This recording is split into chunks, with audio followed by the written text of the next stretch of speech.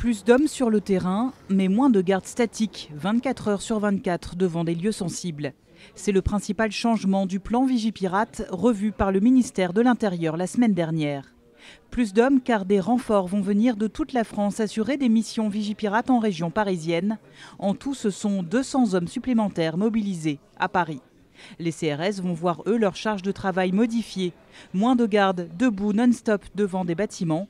Les patrouilles vont prendre le relais. Les policiers pourront par exemple sillonner une dizaine de points par jour à 6 dans un fourgon sur un périmètre défini.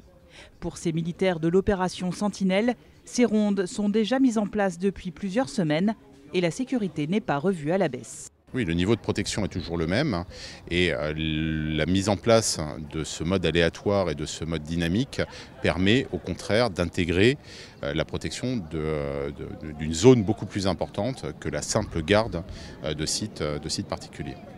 Les lieux sensibles comme les synagogues par exemple vont-ils être autant protégés? Oui, assurent les autorités. Chaque site est étudié au cas par cas, mais le niveau de protection ne baisse pas même avec des patrouilles mobiles. Pour ce policier, c'est même tout le contraire.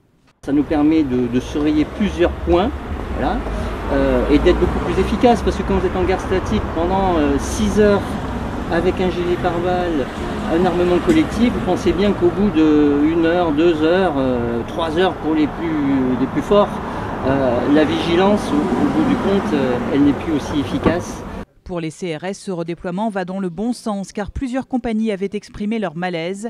Trop d'heures debout sans bouger, sans repos et sans pouvoir poser des congés.